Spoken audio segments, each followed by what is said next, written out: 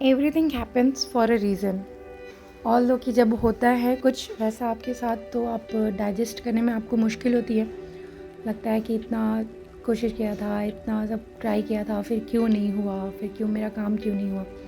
तो मेरे साथ जब ऐसा होता था तो मम्मी हमेशा बोलती थी कि सोमी, भगवान का प्लानिंग हमेशा हम लोग से बहुत आगे होता है और वो जितना सोचते हैं उतना हम लोग नहीं जानते, नहीं सोच पाते हैं। तो निश्चिंत रहो, जो होता है अच्छे के लिए होता है, जो होगा अच्छा होगा। इतना दुखी नहीं होना चाहिए, आगे बढ़ो। तुमको खुद लगेगा कुछ दिन बाद कि हाँ मम्मी देखो ना, जो हुआ अच्छा हुआ। तो बात 2021 की है, जब प्रतीक ने रशिया में कंपनी स्विच किया और वो चले गए, ज्वाइन कर लिया। तो फिर हुआ कि 15 दिन में, हार्डली 15 दिन लेंगे, वीज़ा हो जाएगा। तो मुझे लगा कि ठीक है, फिर मैं घर होके आती हूँ, मम्मी पापा से मिल लेते हैं। क्योंकि जब आप बाहर रहते थे, या हम जब डुल्लू के होने के बाद से मैं लंबे टाइम तक इंडिया में रही। नहीं तो जब पहले रहते थे तो हम लोग साल में एक बार आते थे घर। तो मुझे लगा कि फिर साल में एक बार आना ही होगा, तो मम्मी पापा से एक बार मिल आते हैं। और अमृता सोनल की नई नई शादी हुई थी, तो मिल आएंगे एक बार जाने से पहले। तो फिर हम रांची आ गए और बहुत एक्साइटेड थे, बहुत खुश थे, क्योंकि डुल्लू के होने के बाद से लंबे टाइम तक इंडिया में रहना पड़ा था। तो फाइनली जा रहे थे, तो अच्छा फील हो रहा था कि हाँ चलो फिर ठीक है, अपना मतलब स्टार्ट करें, सेटल्ड हो, फिर आगे का कुछ सोचे क्या करना है क्या नहीं, सब चीज़।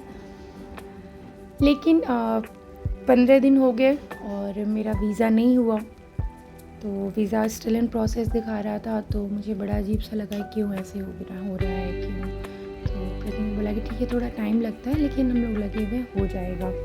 क्योंकि ये कंपनी स्विच करने के पीछे मेजर रीज़न प्रतीक का यही था कि फिर से हम लोग एक साथ रह सके। लास्ट प्रोजेक्ट में साइट पे थे, वहाँ पे फैमिली अलाउड नहीं थी और डुल्लू को प्रतीक बहुत मिस करता था। तो हमेशा उसको लगता, हमेशा वो लगा रहता था कि किसी तरीके से या तो हेड ऑफिस में आ जाए, सिटी में आ जाए, या फिर कंपनी स्विच हो जाए। तो कंपनी स्विच हो गई लास्टली।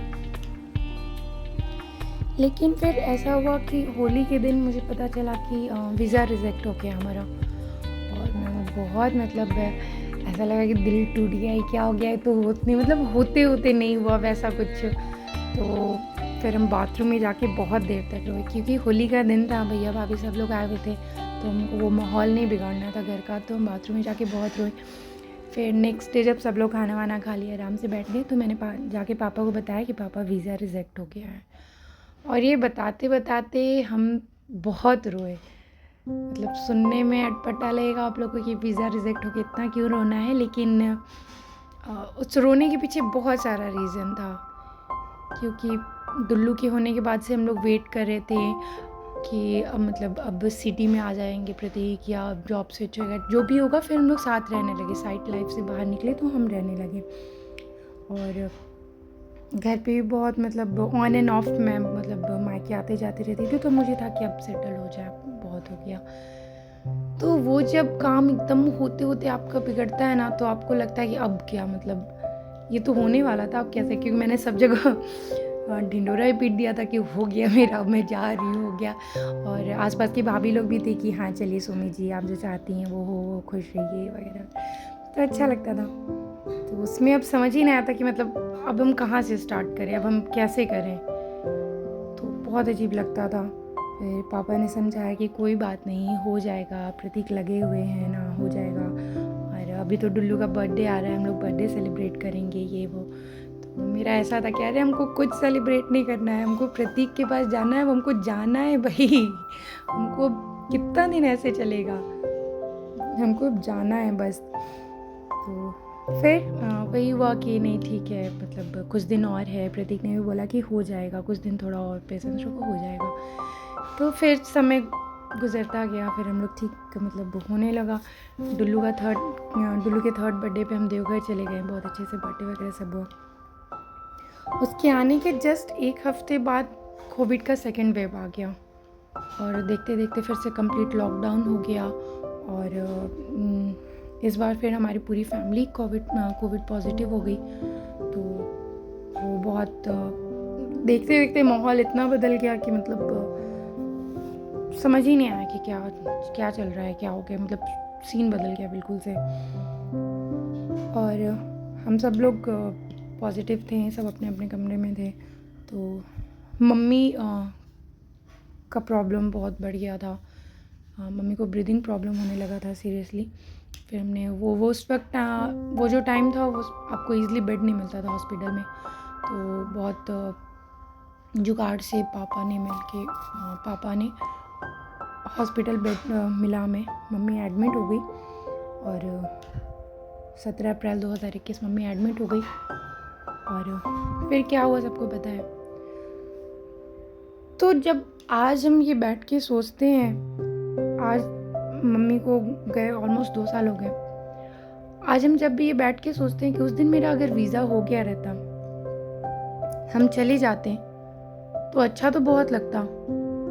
सब चीज़ वो मतलब होता जो हमको लगा था कि सेटल्ड हो गए, ये वो सब चीज़ होता। लेकिन उस वक्त ऐसा टाइम था कि इंटरनेशनल तो फ़्लाइट्स तो बहुत दूर की बात है, डोमेस्टिक फ़्लाइट्स कैंसिल थे पूरी तरीके से।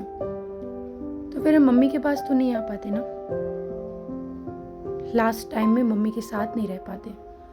मम्मी के 36th एनिवर्सरी पे हम मम्मी के साथ नेतरहाट नहीं जा पाते। डुल्लू के 3rd बर्थडे पे हम लोग देवघर नहीं जा पाते। सोनल का नया शादी होता, शाम में बैठ के जो हम लोग सब एंजॉय करते थे, बात करते थे, वो नहीं कर पाते। बचपन से जब से होश संभाले वर्किंग देखे मम्मी को, उसमें जब संडे मिलता था और पता चलता था कि मम्मी कल पूरे दिन साथ में रहेगी, तो वो खुशी सबके चेहरे पे दिखता था। पापा के चेहरे पे, हम तीनों भाई बहन के, और मम्मी को भी लगता था कि आज हैं तो आज ये बना दे, ये कर दे, वो कर दे।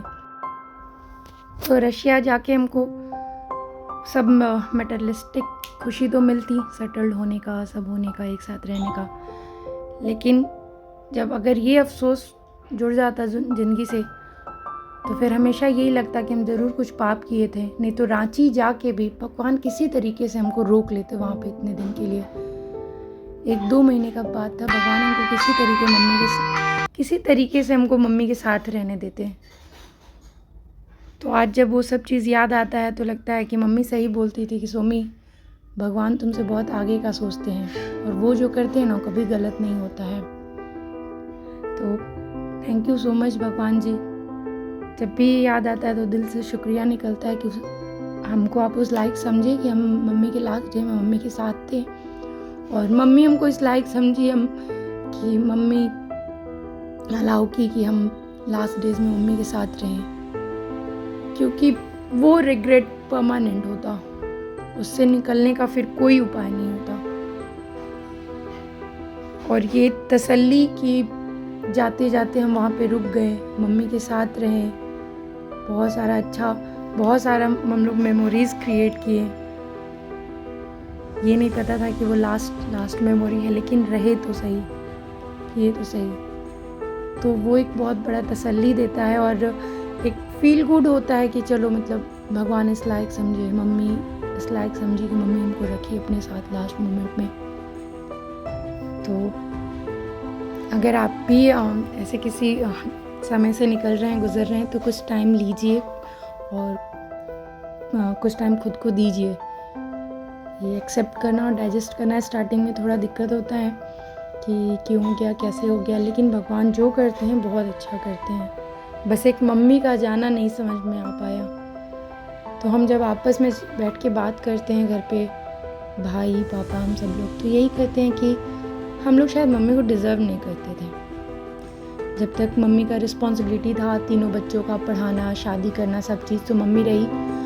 बाद में फिर हम मम्मी के लिए कुछ कर पाएँ, उनको वो आराम दे सकें, उनको वो खुशी दे सकें, वो हम डिज़र्व नहीं करते थे। तो मम्मी ने अपना काम किया, सब रिस्पॉन्सिबिलिटी पूरा किया, और फिर भगवान जी ने बोला कि बस दैट्स इट, तुम लोग इससे ज़्यादा डिज़र्व नहीं करते हो।